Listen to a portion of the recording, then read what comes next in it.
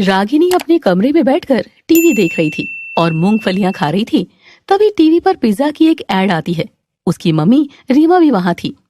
वाह मम्मी, कितना यमी है पिज्जा देखने में। काश यहाँ पर भी पिज्जा मिलता होता। बेटा, अभी हमारा शहर छोटा है, यहाँ पर तो कुछ भी ऐसा नहीं मिलता। क्या मम्मी, आपको भी ना इसी शहर में शादी करनी थी जहाँ एक पिज्जा तक नहीं मिलता। शहर तो बस नाम का ही है। तो क्या हुआ, थोड़े टाइम में तरक्की कर जाएगा अपना शहर भी, फिर पिज्जा भी मिलने लगेगा और भी बहुत कुछ मिलेगा।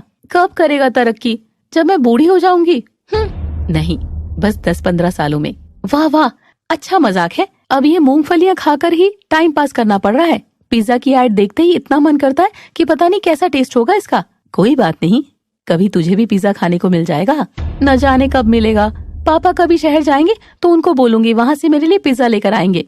हाँ, 3-4 दिनों बाद तेरे पापा जाएंगे, कह देना। ये पिज्जा देखकर मेरी तो भूख पड़ गई है, लेकिन कुछ भी अच्छा नहीं है खाने के लिए। अब तो जिस दिन पिज्जा खाऊंगी उसी दिन भूख मिटेगी मेरी। पागल है तू सच में। असल में रागिनी ने आज तक कभी पिज्जा नहीं खाया था, बस टीवी में ही देखा था। और जब भी वो देखती थी तो उसका पिज्जा खाने का बहुत मन होता था। लेकिन उनके छोटे से शहर में पिज्जा नहीं मिलता था। तो रात को उसके पापा पंकज घर आते हैं। पापा, वो मम्मा कह रही थी कि आप 2-3 दिनों में बड़े शहर जाने वाले हो, तो मेरा एक काम कर देना। हाँ हाँ बेटा, बताओ बताओ, क्या काम है? उस शहर में तो हर जगह पिज्जा मिलता ही होगा ना, तो मेरे लिए भी पिज्जा ले आना प्लीज। बेटा, पिज्जा कौन मंगवाता है बड़े शहर से? कुछ कपड़े मंगवा, मिठाई मंगवा। नहीं, पिज्जा मैं मंगवाती हूँ ना, ले आना पापा प्लीज, मुझे खाना है। हमारे यहाँ तो कुछ भी नहीं मिलता। अरे तो क्या हो गया, पिज्जा कौन सा अच्छा होता है? ब्रेड ही तो होता है, बिल्कुल भी हेल्दी नहीं होता, समझी? ये सब आप छोड़ो, मैं खा लूंगी। रोज पिज्जा की ऐड देख देख कर मेरा तो बहुत मन करता है खाने का। अरे तेरे पापा ले आएंगे, क्यों चिंता करती है। और हाँ, कल को कहीं मेरी शादी वादी करो तो बड़े शहर में ही कर देना, जहाँ पर पिज्जा की दुकान हो बहुत सारी। अच्छा बेटा, तूने तो पिज्जा खाया भी नहीं है, एक बार खाकर तो देख, बिल्कुल भी अच्छा नहीं लगेगा, दोबारा नहीं मांगेगी। वो मैं डिसाइड करूंगी, आप ये लेकर तो आना। ठीक है, मैं ले आऊंगा। वैसे तुझे पता भी है कि मैं शहर जा क्यों रहा हूँ? इससे मुझे क्या लेना देना, मुझे तो पिज्जा से मतलब है बस। अरे बेटा, उस बड़े शहर में किसी ने लड़का बताया है तेरे लिए, बस लड़के वालों के घर जा रहे हैं तेरे पापा। अरे वाह, शुक्र है बड़े शहर का लड़का है, फिर तो मैं शादी कर ही लूंगी वहाँ। ऐसे क्या शहर देखकर शादी करेगी? लड़का और परिवार मायने नहीं रखता क्या? फिलहाल तो मेरे लिए बस पिज्जा मायने रखता है। बस पागल हो गई ये लड़की सच में। चलो मैं सोने जा रही हूँ पापा, मेरा पिज्जा लाना मत भूलना जब भी जाओ। हाँ हाँ, ले आऊंगा। 2-3 दिन के बाद पंकज अपनी बेटी के लिए लड़का देखने बड़े शहर जाता है और उसी दिन वापस भी आ जाता है। लेकिन उसके हाथ में पिज्जा नहीं था। आ गए क्या आप? कैसा रहा, बताइए ना सब।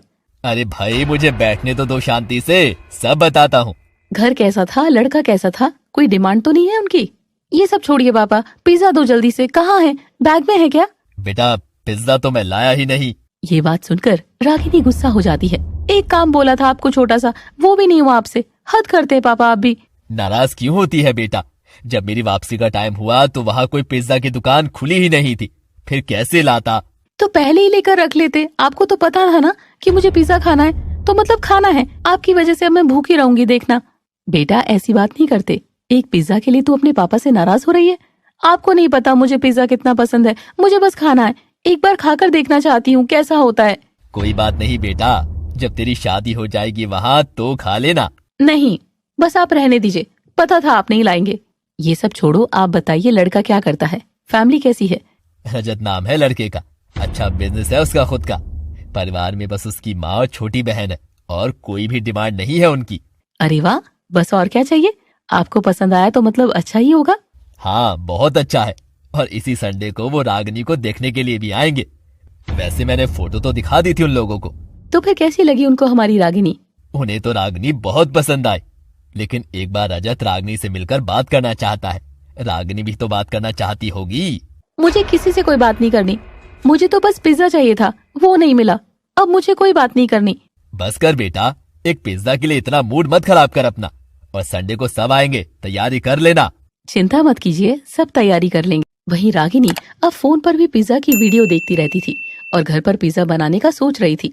मम्मी, मुझे पता लग गया कि पिज्जा कैसे बनाते हैं। आप ऐसे करो, ओवन मंगवा दो। हमारे घर पर तो ओवन भी नहीं है।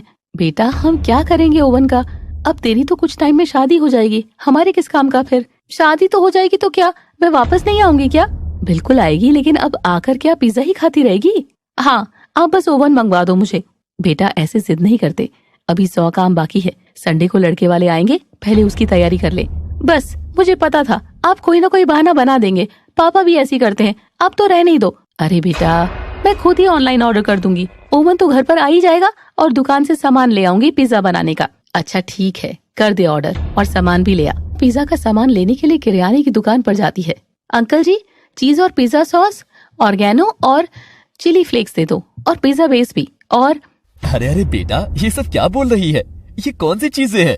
क्या आपके पास ये सब नहीं मिलता है क्या? मैंने तो नाम ही नहीं सुना इन सब का। इतनी बड़ी दुकान है आपकी और इतना सामान भी नहीं है? बेटा अपने शहर में ये सब कहाँ चलता है? मुझे तो पता ही नहीं है। तू ये सब क्या नाम बोल रही है? हे भगवान, ऐसा शहर है ना हमारा, यहाँ कुछ भी नहीं मिलता। शहर क्या, गांव है गांव। बेचारी रागिनी मायूस होकर खाली हाथ घर आ जाती है। क्या हुआ, कुछ लाई नहीं सामान? कुछ नहीं मिला यहाँ, इतनी बड़ी दुकान खोल रखी है उस बूढ़े ने, लेकिन एक भी चीज नहीं थी उसके पास पिज्जा बनाने की।